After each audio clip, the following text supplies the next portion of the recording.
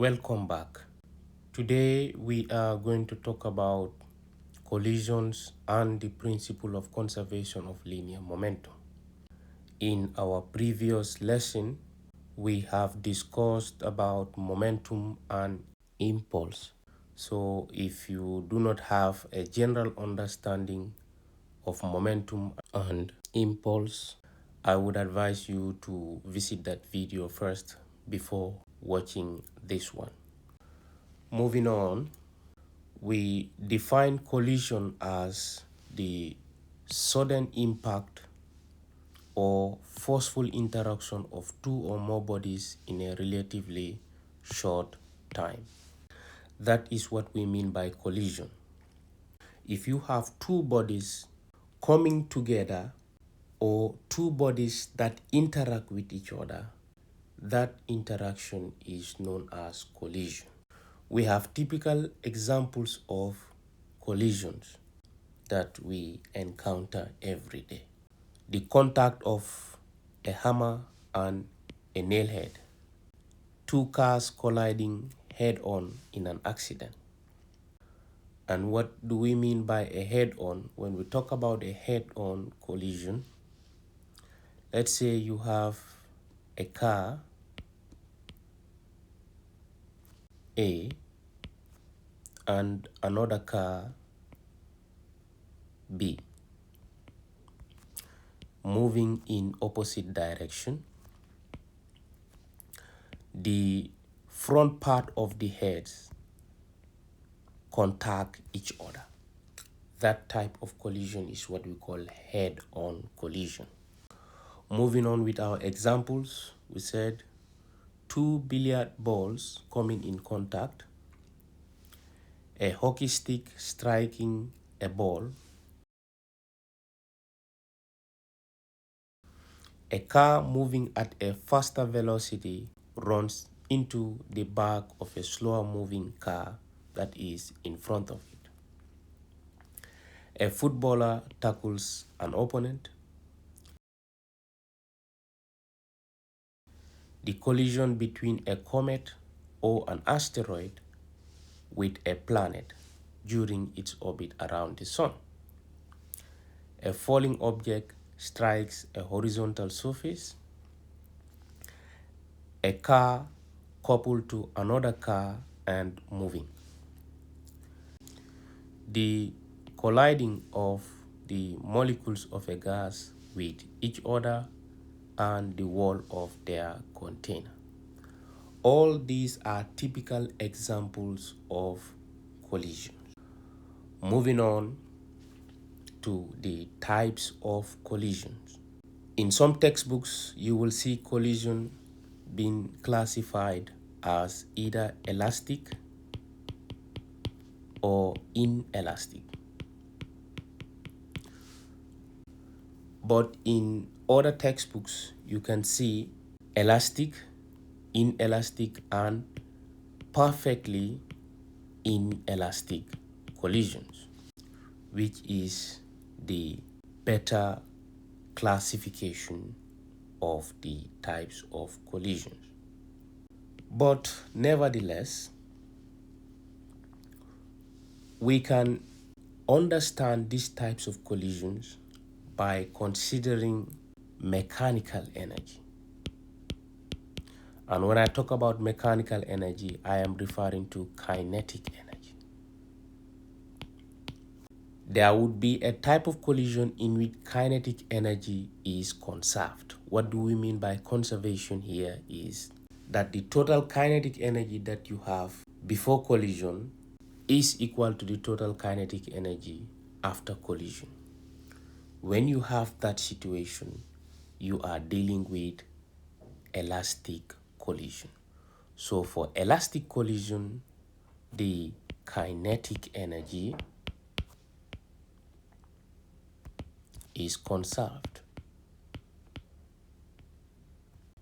For elastic collision, kinetic energy is conserved. But for inelastic collisions, whether perfectly inelastic collision or inelastic collision, kinetic energy is not conserved.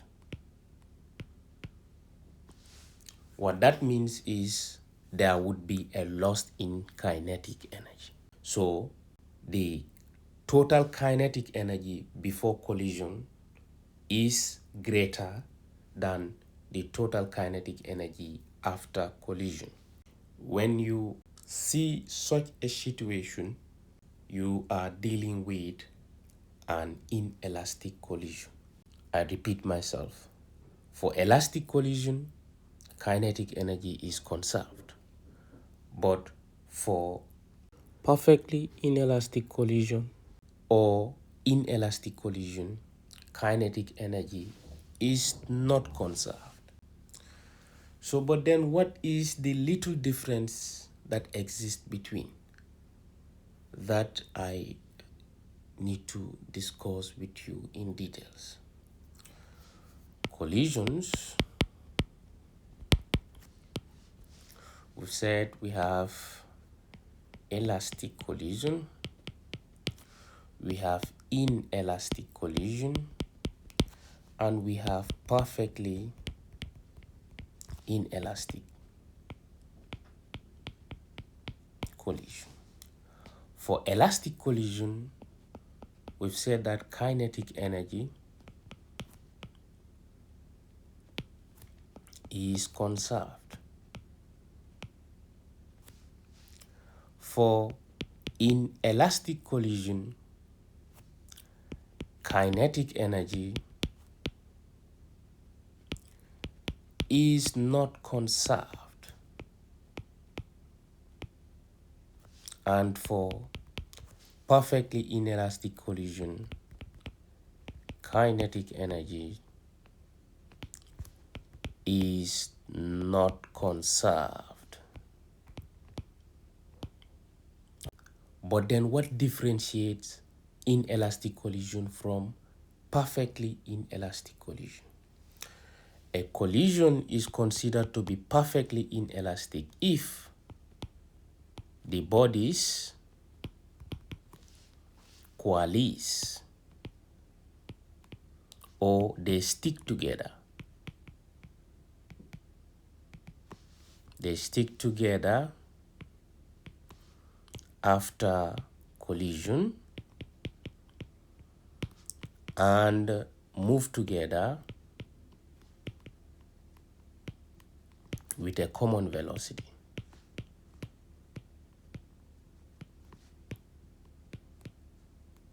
I repeat myself. For a perfectly inelastic collision, the first condition is kinetic energy is not conserved. The second condition is that the bodies stick together, that is, the bodies do not separate, and they move together with a common velocity after the collision. But if kinetic energy is not conserved and the bodies separate,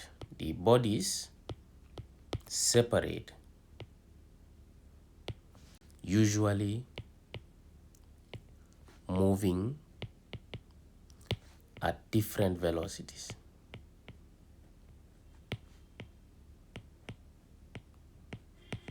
We consider this to be inelastic collision. So the difference between perfectly inelastic collision and inelastic collision is, for perfectly inelastic collision, the bodies move together and they do not separate. But for inelastic collisions, the bodies separate. Okay?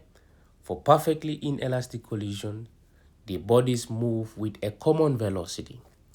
But for inelastic collision, the bodies are likely to move with a different velocities. Remember, the bodies can separate for inelastic collision and still move almost at the same speed. So the most important difference lies in the physical contact after the collision. That is, whether the bodies stick together or they have separated. If they have separated and kinetic energy is not conserved, that is inelastic collision. If they have coalesced or they have stick together and kinetic energy is not conserved, that is perfectly inelastic collision. So if I should draw that,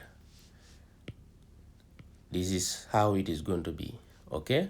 For perfectly inelastic collision, after impact, they will move with a common final velocity. But for inelastic collision, the bodies move at different velocities, or even it can be at different directions. So the final velocity will be v1, v2 for the separate bodies, okay? Considering you have m1, m2 as masses, m1, m2. Is this understood? All right.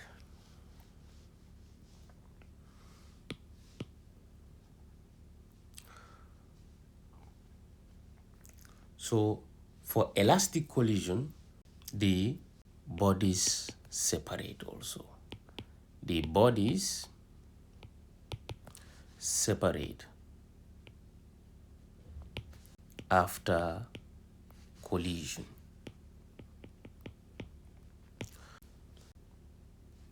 For elastic collision, you can see that the bodies separate. For inelastic collision, the bodies separate. But what differentiates them is that for elastic collision, kinetic energy is conserved, while for inelastic collision, kinetic energy is not conserved.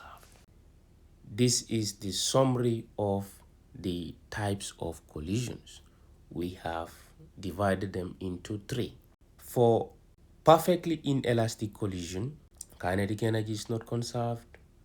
The bodies stick together and move with a common velocity. For inelastic collision, kinetic energy is not conserved. The bodies separate and move with different velocities, most likely. Okay? So the separation is much more important.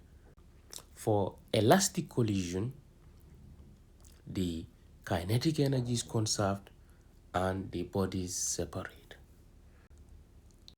Elastic collision can also be termed as perfectly elastic collision by stressing the fact that the bodies separate, okay, and kinetic energy is conserved. So if I should draw an algorithm about collision, the first thing I will ask myself is the kinetic energy conserved?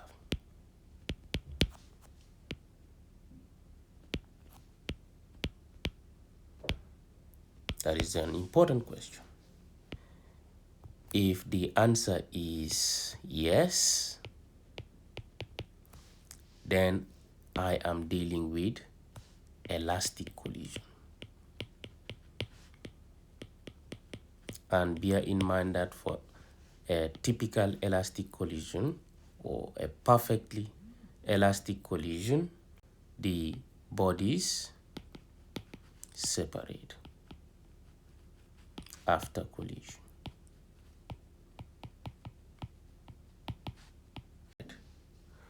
Moving back to the same question, is the kinetic energy conserved?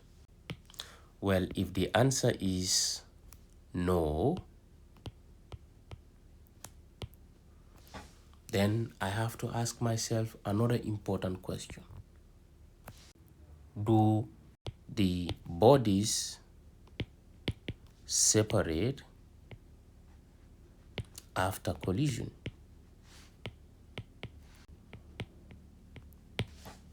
Okay, do the bodies separate after collision? Well, if the answer is yes, we are dealing with inelastic collision. But if the bodies do not separate, that is the bodies stick together, no, it means what? The bodies stick together. That means the bodies qualis. So which means what type of collision is that? Perfectly inelastic collision. So one of the important differences between inelastic collision and perfectly inelastic collision is the sticking together of the bodies. If the bodies stick together and move with a final velocity, you are dealing with a perfectly inelastic collision. But if the bodies separate, then it means you are dealing with inelastic collision. For inelastic collision, the bodies separate. So let's go over this one more time, because this is the most important part of the topic. When you understand this concept, you can solve any problem. We have a collision problem. We ask ourselves whether kinetic energy is conserved. If the answer is yes, that is an elastic collision. And bear in mind that for elastic collision or perfectly elastic collision, the bodies separate after collision. Is the kinetic energy conserved? If the answer is no, the next question we'll ask ourselves is, do the bodies separate after collision? If they separate, then you are talking about inelastic collision. But if the bodies stick together and move together with a final velocity, then you are dealing with a perfectly inelastic collision. Examiners do like to ask the difference between perfectly elastic collision and perfectly inelastic collision. So let's talk about that. The differences between perfectly elastic collision and perfectly inelastic collision. The differences between perfectly elastic collision and perfectly inelastic collision. So we have perfectly elastic collision, perfectly inelastic collision. Well, for perfectly elastic collision, kinetic energy is conserved. For perfectly inelastic collision, kinetic energy is not conserved. Okay? The next important thing is the bodies separate after collision. But for perfectly inelastic collision, the bodies stick together after collision. All right, so for perfectly elastic collision, there is no loss of kinetic energy and transform into heat, sound, light, or potential energy.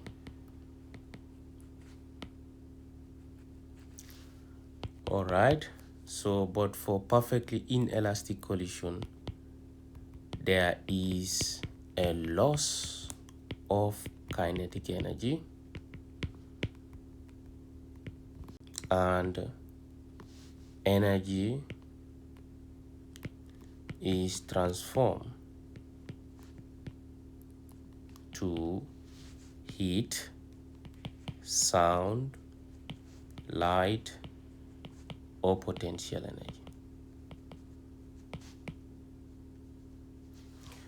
The last thing is there is no deformation during collision. But for perfectly inelastic collision, there is deformation during collision. So deformation is talking about the change of the shape of the object, okay, due to the violent interaction or due to the forceful interaction. So we do not expect to see deformation if the collision is perfectly elastic, but for perfectly inelastic collision, there is deformation during collision. What you have to understand is usually the type of collisions that we see is inelastic in nature. So we have the definition of head-on collision here as a head-on collision occurs when two objects moving in opposite direction have their front ends hit each other. That is what is head-on collisions. We now move on to the principle of conservation of linear momentum, which can also be stated as the law of conservation of linear momentum. It states that provided no external force acts on a system of colliding bodies, the total momentum is conserved. The principle explains that the total momentum before collision is equal to the total momentum after collision for a system of colliding bodies in a closed system. So what the law of conservation of momentum is trying to explain is that total momentum before collision is equal to total momentum after collision. That is important. But I would want to stress the fact that momentum is conserved for all the three types of collisions we have talked about. Okay? So the total momentum before collision and the total momentum after collision must be equal for all the types of collision, whether it is elastic, inelastic, or perfectly inelastic collision. Remember, what differentiates these collisions is whether kinetic energy is conserved or not and whether the bodies separate or not. That is the difference between the collisions. So you don't have to use momentum to differentiate between the types of collisions, because in all of them, momentum is conserved. I repeat myself, in all the types of collisions, momentum is conserved. Okay? So let's try to discuss some important things. Let's say we have a straight line. Then we have two bodies, let's say M1, M2. One of them is moving in this direction towards the right and the other one is moving this direction towards the left.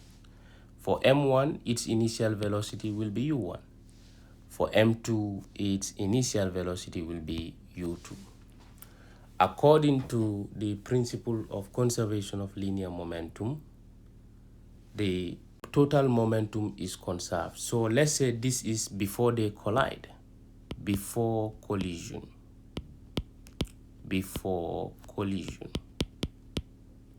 Let me write that clearly.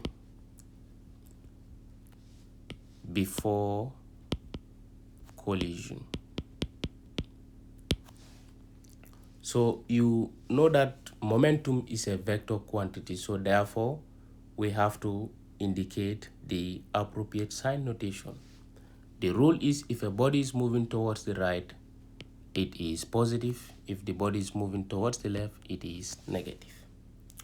So the momentum for M1 before collision will be M1 U1. The momentum for body M2 before collision will be M2 U2. According to the principles of conservation of linear momentum, the total momentum before collision must be equal to the total momentum after collision. So what is the total momentum before collision? It will be M1 U1 plus M2 U2. But velocity is a vector quantity, so we have to give the appropriate sign. That will be M1 U1 plus M2 into U is what? Is negative because it's moving towards the left. So what will you have? You're going to have M1 U1. That negative sign, when it has to be considered with a positive sign, we're going to have a negative, okay? Because positive, negative is negative. So you're going to have negative M2 U2. So this will be the total momentum before collision for this situation. The total momentum before collision. But what if we have a different case?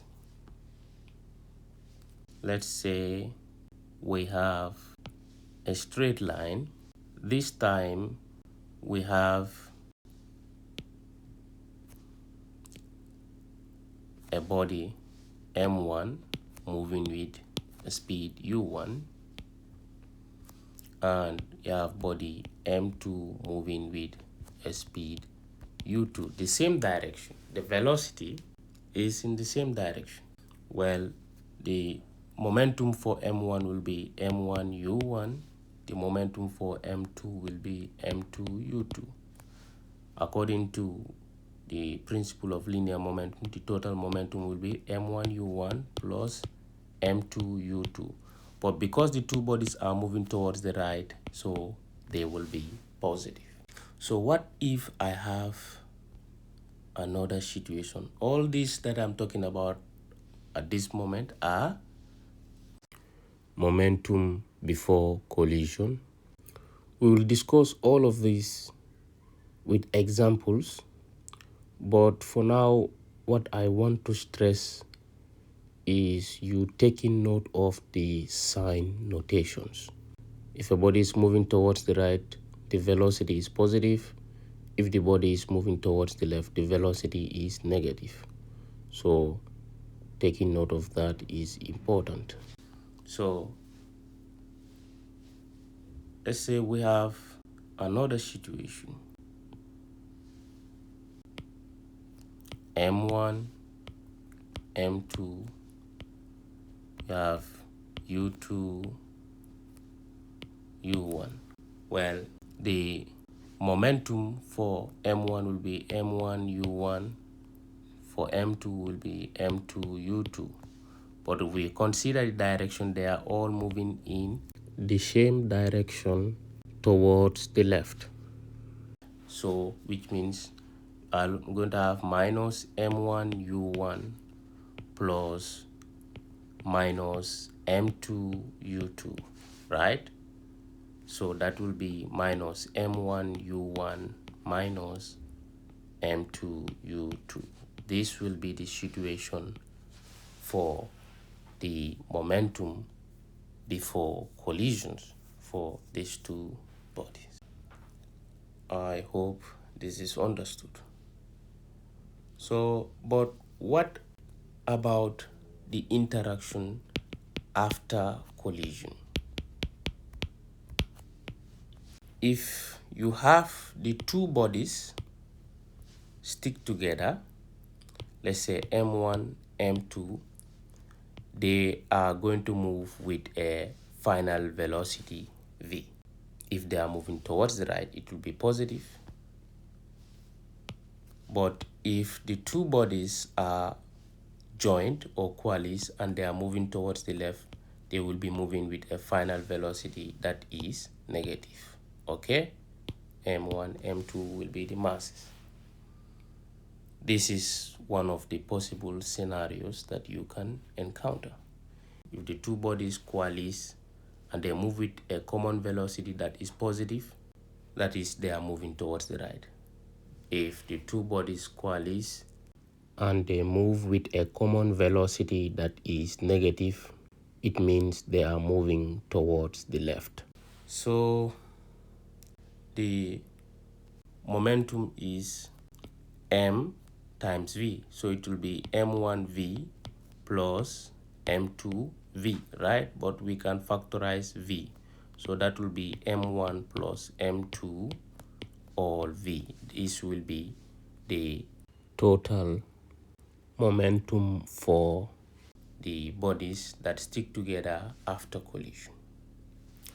So, but what of the second situation?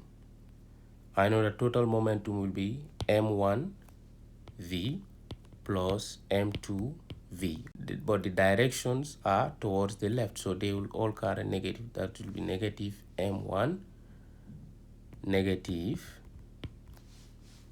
m2v. So if I should evaluate this, this will be negative m1v, negative m2v. So how do you factorize that? You can factorize that by saying negative into m1 plus m2, all right, all v. So that will be m1 plus m2 negative v, if you like. This is one of the scenarios. So you just have to read the question to be able to know how you have to draw your figures or the diagrams to be able to get to the answer. So let's say in another situation, you have after impact, that is after collision, the bodies separate and move in the same direction. Let's say this is m1, the final velocity for m1 will be v1. This is m2, the final velocity will be v2. So what is going to happen in this situation? The momentum is m1 v1 for body m1. The momentum for body m2 will be m2 v2. Okay, so because they are moving towards the right, is going to be positive. So it means the total momentum after collision will be m1 v1 plus m2 v2. All right, for this scenario. So what if we have it this way and this way? You have v1 m1 m2 v2. Here the momentum for this will be positive, for this will be negative. So this will be m1 v1. This one, the momentum will be m2 v2. So total momentum will be m1 v1 plus m2 v2. m1 v1 plus m2, but the velocity will be negative for the second object, right, for m2. So that will be negative v2. So this will be m1 v1, negative positive will be negative, so we'll have negative m2 v2. This will be the total momentum after collision for a situation like this. Okay, but what if we have it this way? m1 v1, m2 v2. Here both are moving towards the left, so they will both have negative. So what is that going to be? We're going to have m1 v1 plus m2 v2, but then they will all be negative, so that will be negative m1 v1 plus negative m2 v2, because both are moving towards the left. So you're going to have negative m1 v1, positive negative will be negative, so that will be negative m2 v2. So that is going to be the total momentum for a situation like this.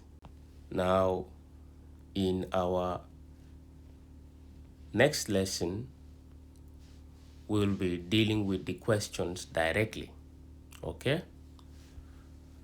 So the other thing I want you to understand is the kinetic energy. The formula for kinetic energy is kinetic energy Ke, or just E, is half mv squared. That is the formula. Kinetic energy is half the mass times the velocity squared. So let's say we have an object m1 moving with velocity u1 and another object m2 moving with the velocity u2. This is before collision. And after collision, the bodies maintain their direction. So m1, so m1 v1, m2 v2. Then what is going to be the total kinetic energy before collision? Let's say this is elastic collision. For elastic collision, we say kinetic energy is conserved. So it means total kinetic energy before collision is equal to total kinetic energy after collision. So for the m1, it will be half m1 u1 squared, because kinetic energy is half the mass times the velocity squared. So that will be half m1 u1 squared plus m2 will be half m2 u2 squared. Okay, this must be equal to the kinetic energy after collision. That will be half m1 v1 squared plus half m2 v2 squared. This is true only for elastic collision. Okay, total kinetic energy before collision is equal to total kinetic energy after collision. You can also have it this way, because we know that for elastic collision, the bodies will separate.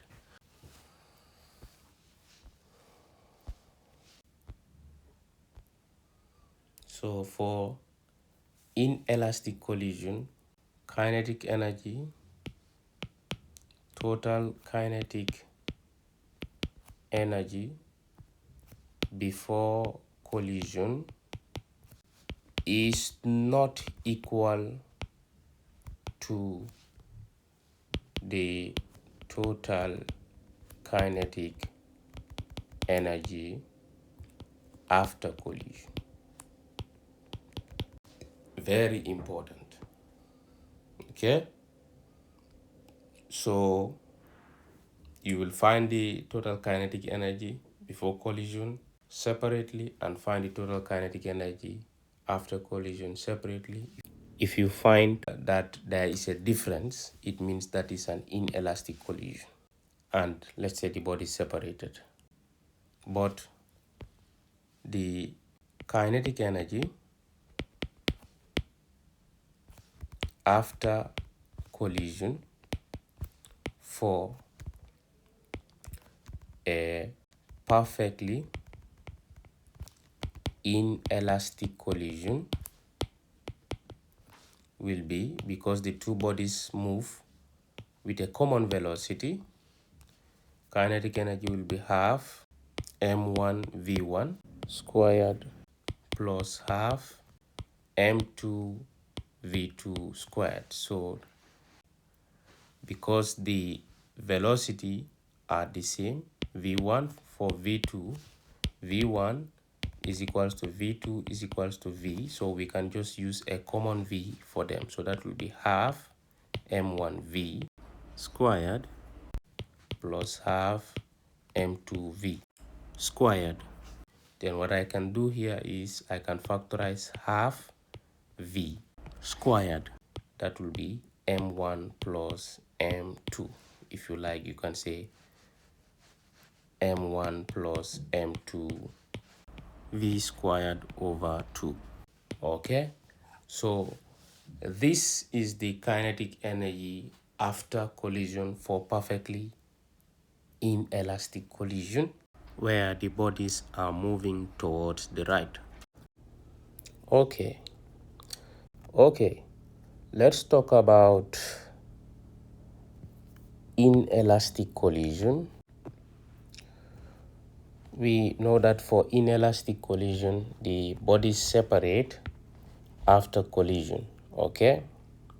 So let's say you have M1 moving with a velocity V1 and you have M2 moving with a velocity V2. But in this situation, they move in the same direction after collision.